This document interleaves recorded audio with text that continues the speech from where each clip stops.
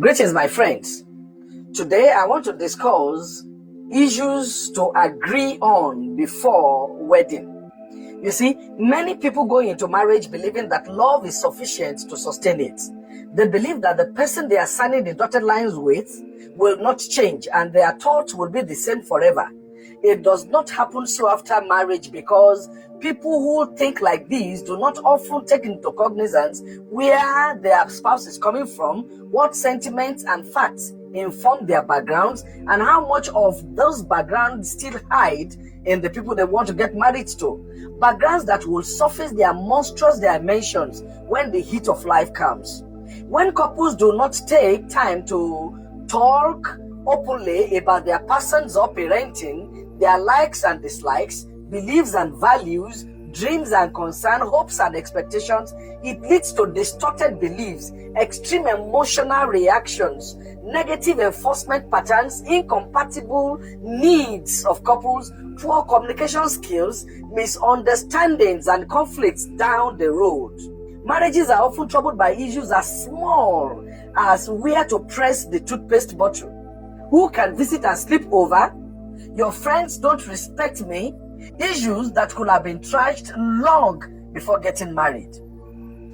We are in a world where men come into marriages for their selfish ends, knowing fully well that they were badly brought up and have no ability of husbands to face the responsibilities and expectations of husbands. We are in a world where people deliberately tell lies to deceive people into marriage. We have seen cases where people rent strangers to stand for them as parents while their in-laws do not even know that they are never related. We have seen men who got NYC uniforms and took pictures with it, placed that picture in their homes to deceive girls. Some ladies who did not do their due diligence have fallen into the traps of such men, thinking the guy is a graduate. We have seen women who slashed so many years out of their ages just to marry the guy. We have seen girls with premarital children hide the children away with their mothers or their sisters and pretend they are still singles. We have seen people who lie about their towns and state of origins. We have seen people who told the woman to carry on with their religion, but immediately they got married, the narrative changed. Lies like these are rampant in this era because we are not doing it the way our parents did it. The wisdom of our parents can't be faulted, no matter how wise or educated this generation promises to be. In Yoruba land, our parents had what we call the intermediaries. People who carry out detailed research on the family of the suitors. They know the diseases in the family, the source of wealth of the family, the reputation, the history, the pedigree, the panegyric of the family. Those days, the bride and the groom do not need to know each other.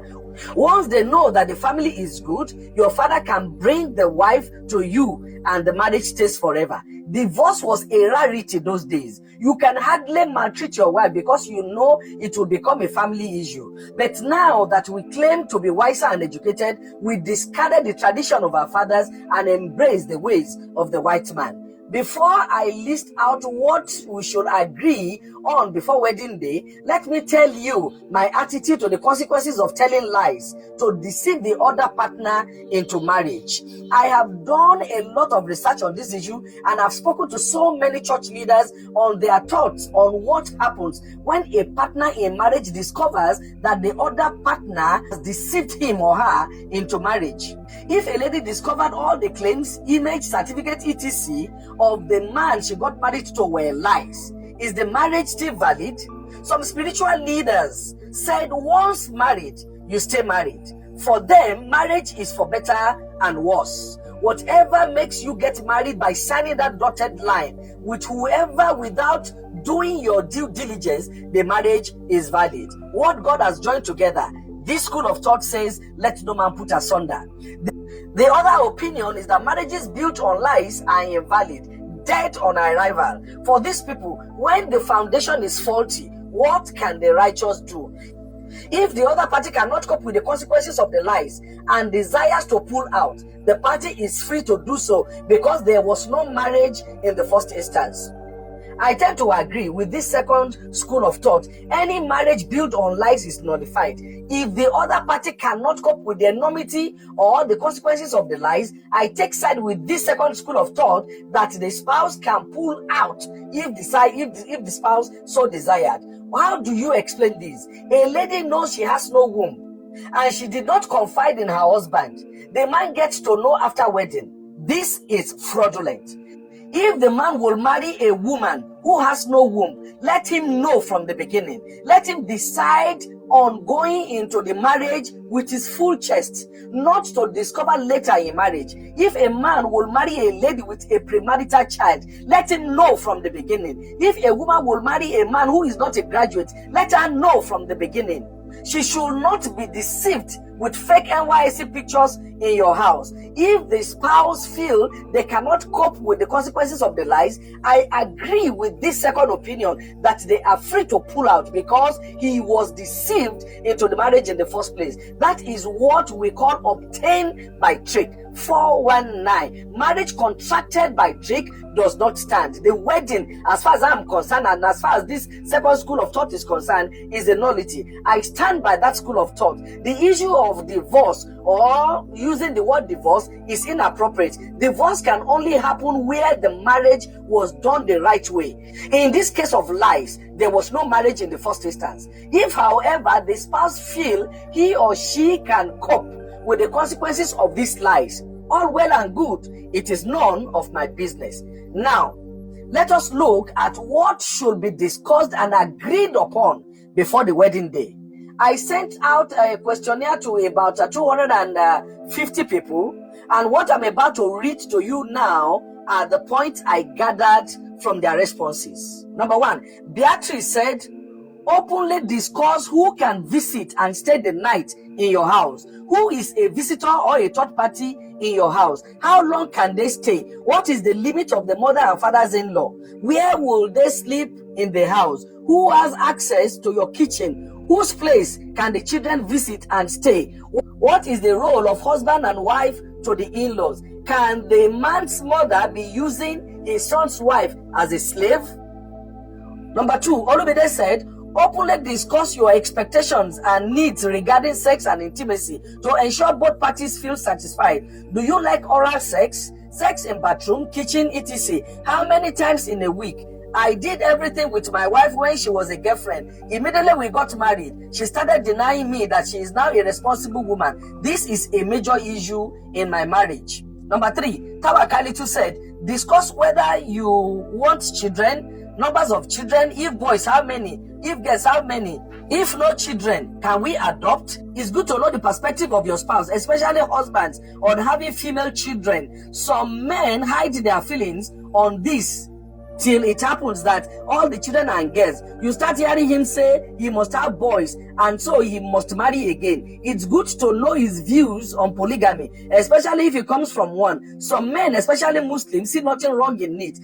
They will tell you that their fathers have 5 wives and they have a peaceful home. Such men could shock you later in marriage when he goes for his second wife. This is my story. It's good to discuss and know what you are going into. Number 4, Lovette said, can we have ex's contact on your phone? Can we pick each other's call? In period of serious disagreement, how do we resolve it? Who can each person speak to? Whose basic duty is school fees, provision of food, house rent? When can the partner support? Let men tell us what are their duties and the wives what are their duties. Number 5, Chief Odulami says, construction of your home is necessary to be discussed. Getting your own property where you are to build in the man's hometown or elsewhere. They should discuss their visions for the future, how long they want to be in salary work, when to leave salary work and establish their own businesses, where they want to live after retirement. Number 6, Shola Alimi says, discuss life preferences, including dietary habits, alcohol intake.